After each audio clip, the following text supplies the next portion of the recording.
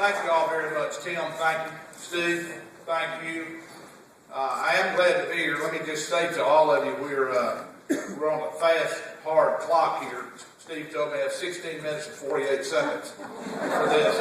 I told him with my accent, I thought I ought to get longer. He told me that I was lucky he was letting me do this without an interpreter.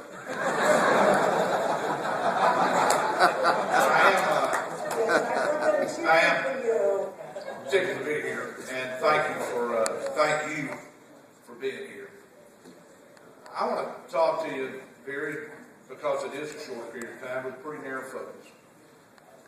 For 2012, it is absolutely critical that we elect a new president of the United States.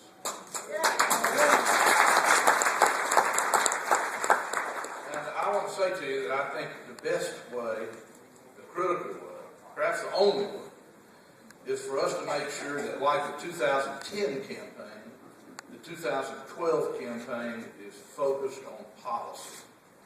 Focused on the policies of this administration, which are bad for the economy, which are bad for job creation, and focus on what the right policies would be. Because the American people agree with us on policy.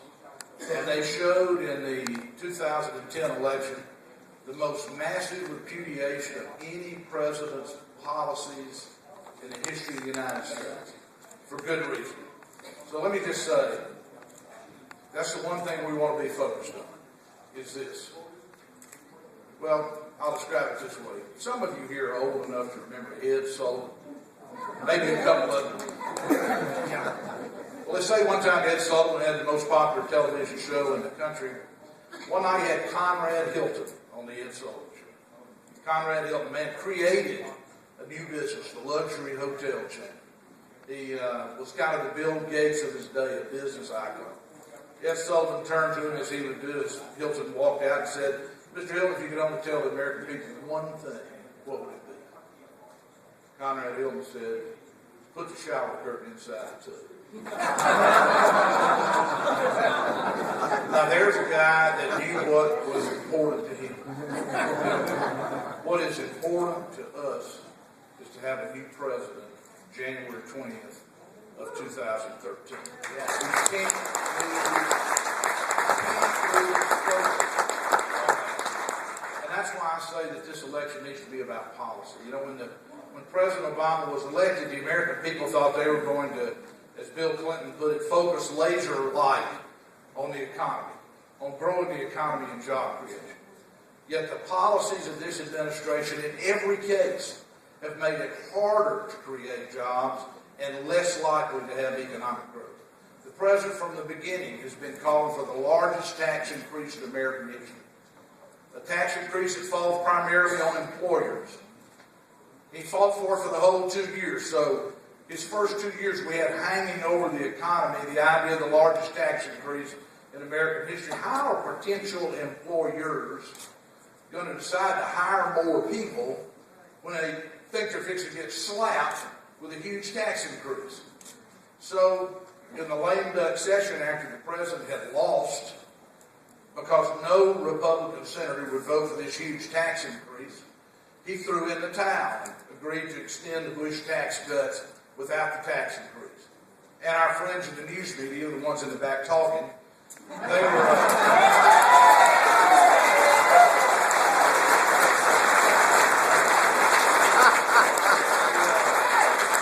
our friends in the news media said this heralded a move to the center, like Bill Clinton's triangulation, that Obama had learned his lesson. Well, it reminded me of President Reagan, my old boss. I ran the political office in the White House 2 years for Ronald Reagan. He used to say the first play in the Democrat playbook was fake up the middle, then run around left end. Sure enough, the president made the State of the Union address, and he again said he wanted that largest tax increase in American history, and he was going to try to get it. Even worse, within a couple of days, we saw his budget. It called for $1.3 trillion of tax increases on the American people. $90 billion of increases on the oil and gas sector. Who do you think is going to pay that? Exxon? That's going to be paid by the people that are pumping gas and diesel fuel into their cars and trucks. This huge tax increase hanging over the economy makes economic growth less likely, makes job creation more difficult. The same is true in spending. The Obama administration is populated by people who have unlimited faith in limitless government. They think a bigger government means a bigger economy. Well, let me tell you flatly, a bigger government means a smaller economy. And the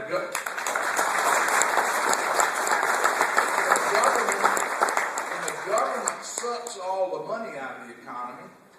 How is the private sector supposed to create jobs? And the data on this is pretty simple. When government spending goes up, private investment goes down. And when you look for the last 20 years at private investment compared to unemployment, when private investment goes up, unemployment goes down. Private investment goes up, more people are working. And remember, that is our goal. When we talk about cutting spending, yes, we're talking about cutting spending for our children and grandchildren. We're talking about cutting spending because of the effects on the deficit and the debt. But we need to cut spending to grow the economy. Everybody sitting in this room knows your family can't spend itself rich, and the government can't spend itself rich either. You know, if you took, by the way, the president's budget after this move to the middle, call for federal spending to go up $3.8 trillion. Call for the deficit to go up $1.6 trillion. Just imagine you're running your business that way. To take in 42% less than you spend. I'll tell you, if you ran your business that way, you could write a book about it. It would start with chapter 11.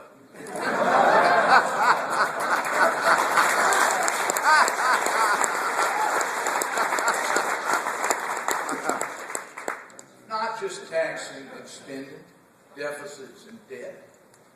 But look at health care. Steve was up here talking about health care.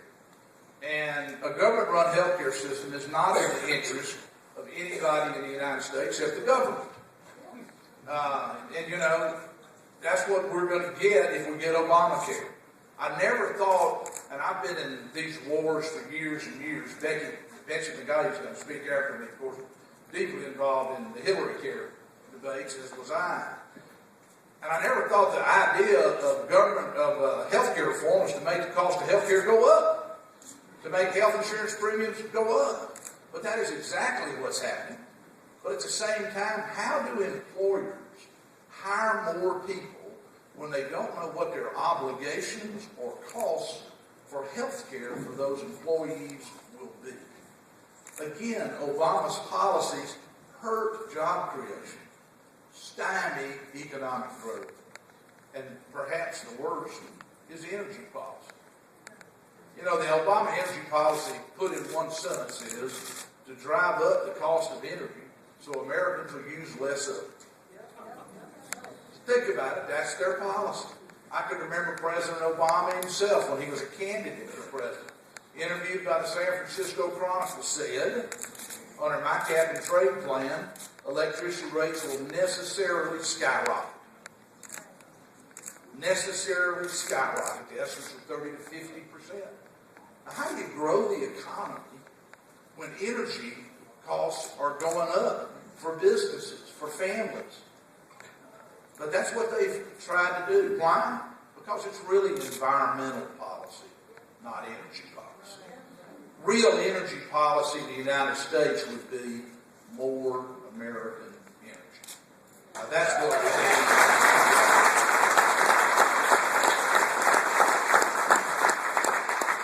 Gasoline blows by $3.50 a gallon.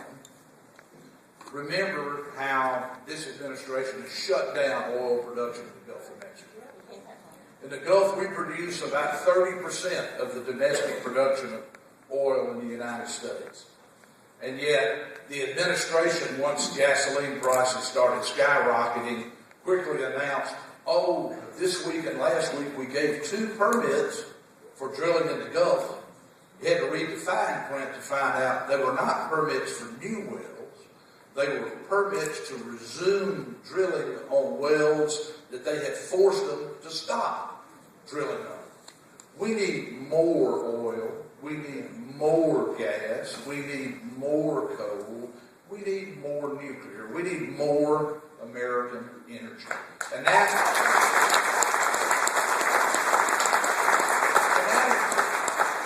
includes alternatives. My state is a center for biofuels. We have an ethanol plant in Mississippi, but we also generate the energy from other things, from wood, from waste. A huge plant under permitting right now to take coal and turn it into motor fuels, to take wood and turn it into bio-crude. We need all of the above. When we talk about more American energy, we need all of the above. We need efficiency and conservation as well. But I can tell you this. From the time the British dropped anchor in Jamestown, one of our comparative advantages as a country has been abundant, affordable American energy. And that needs to be our energy policy. More American energy. Yes. So as you look across...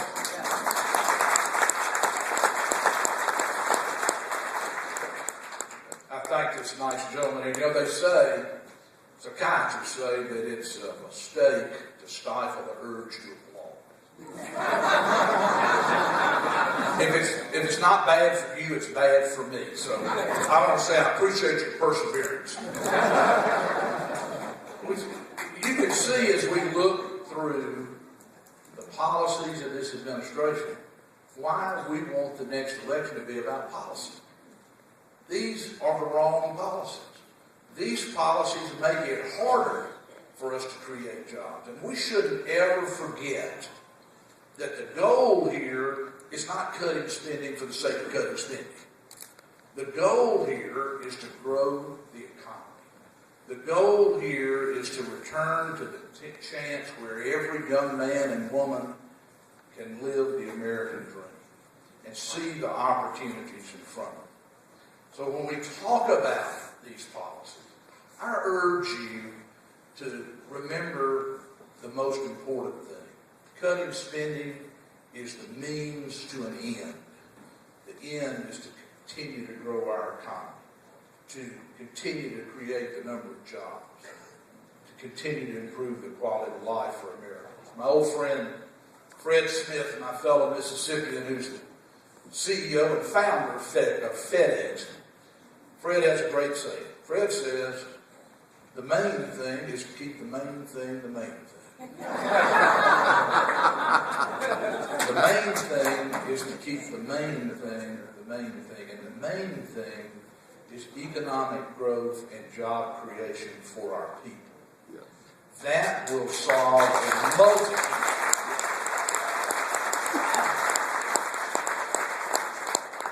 Do the math on what 4.5% growth in GDP would do for our budget deficit. Look at Ronald Reagan's period after the 1978 to 82 recessionary period, the deepest recession since World War II up until this one. At this stage, the economy was growing 7, 8, 9%. This economy is growing 2.8%. And most of that growth is because of this gigantic deluge of federal spending. We need to grow the private economy. That's got to be our focus. And growing the economy takes a change of policy. Why is it worth so much? Well, let's just think about the people that came to Iowa, or the people that came to Mississippi, or the people that came to America, seeking religious freedom, many of them, yes. But they also knew what Ronald Reagan knew, that religious freedom, political freedom are totally intertwined with economic freedom. With the power to make our own decisions, to have a country where anybody can make the most of his or her God-given talents and hard work, and there will be a reward for that in a market-oriented, capitalistic system. And that system has created more wealth, more opportunity, a greater, stronger, more powerful country, and a culture, frankly, that had never been imagined before in the history of the world. And it's created right here in America an exceedingly exceptional country. I wish we had some people in this administration who signed the front side of a paycheck in their lives.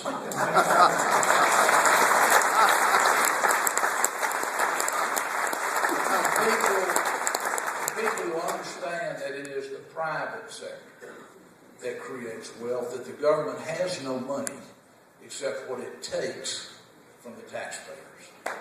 That we need taxpayers to have the opportunity, and they don't need the government elites in Washington to tell them what to do. This administration too often thinks that we're too stupid to take care of ourselves, that we're not up to it, that we need somebody in Washington to tell us what kind of health insurance policy that we have, to tell us how to do everything that we do, when the facts of our history show that turn loose American ingenuity and entrepreneurial spirit, and there is no limit to what our children and grandchildren can have. I am very grateful for your being here and for having a chance to say to you, we need to make sure that our children and grandchildren inherit the same country we inherited. That's what this election is. Thank you very much. Yeah.